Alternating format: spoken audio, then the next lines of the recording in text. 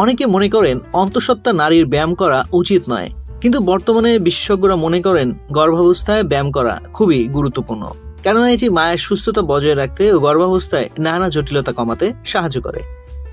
তবে ব্যায়াম করতে হবে সঠিকভাবে ও সাবধানে, অবশ্যই চিকিৎসকের পরামর্শ মেনে। কোনোদিন যারা ব্যায়াম করেননি তাদের গর্ভধারণের আগে থেকেই ব্যায়াম করা শুরু করা উচিত, যেন সন্তান ধারণ ও প্রসবে সুবিধা হয়। প্রতি সপ্তাহে 3 থেকে 5 দিন সকালে বা বিকেলে যখন নিজেকে বেশি সক্রিয় মনে হয় ব্যায়াম করা ভালো। সাধারণত প্রতিদিন 20 থেকে 30 মিনিট হাঁটা ব্যায়াম করা নিরাপদ ও কার্যকর। প্রথমে 15 মিনিট থেকে শুরু করে ধীরে ধীরে সময় বাড়ানো যেতে পারে। ব্যায়াম করার সময় শরীরের ওপর অতিরিক্ত চাপ না পড়ে তা লক্ষ্য রাখতে হবে। প্রথম 3 মাস অতিরিক্ত চাপ এড়িয়ে চলা উচিত। এ সময় হালকা হাঁটাহাঁটি বা যোগ করা ভালো।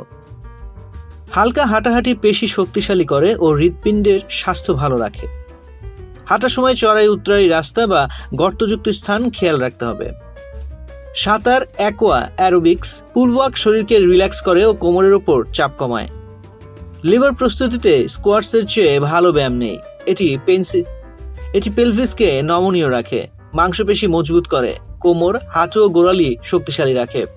হালকা অ্যারোবিক্স হার্ট ও ফুসফুসের কার্যক্ষমতা বাড়ায়। ক্যাট কাউ স্ট্রেচ পিঠের ব্যথা ও কোমরের চাপ কমায়। ব্রিদিং এক্সারসাইজ লিভার পেইনের সক্ষমতা বাড়ায়। গর্ভাবস্থায় ব্যায়ামে শরীর মজবুত ও নমনীয় হয়, ওজন নিয়ন্ত্রণে সাহায্য করে। লিভার সহজ হয়, নর্মাল ডেলিভারির সম্ভাবনা অনেক বেড়ে যায়। ডেলিভারির পর তাড়াতাড়ি সুস্থ হয়ে উঠতে সাহায্য করে। মনোরোগের ঝুঁকি কমে, প্রসব পরবর্তী ডিপ্রেশন কম হয়, ঘুমের গুণগত মান বাড়ে ও অনিদ্রার সমস্যা কম হয়। উচ্চ রক্তচাপ ও হৃদরোগ। ব্যায়াম শুরুর আগে ওয়ার্ম আপ অন্তত 5 মিনিট স্ট্রেচিং করা উচিত। অতিরিক্ত গরমে ব্যায়াম করা ঠিক নয়। ভারী ব্যায়াম, ওজন ওঠানো যাবে না। ঢিলে ঢালা কাপড় পরতে হবে, মাঝে মধ্যে বিশ্রাম নিতে হবে। তো আজ এ পর্যন্তই। স্বাস্থ্য বিষয়ক এমন নানা তথ্য জানতে ডেইলি হেলথের সঙ্গেই থাকুন। এছাড়াও স্বাস্থ্য বিষয়ক সংবাদ জানতে ভিজিট করুন www.dailyhealth.com.bd এবং ডেইলি হেলথের ফেসবুক, ইউটিউব, লিঙ্কডইন, টুইটার ও ইনস্টাগ্রাম পেজ ফলো করুন।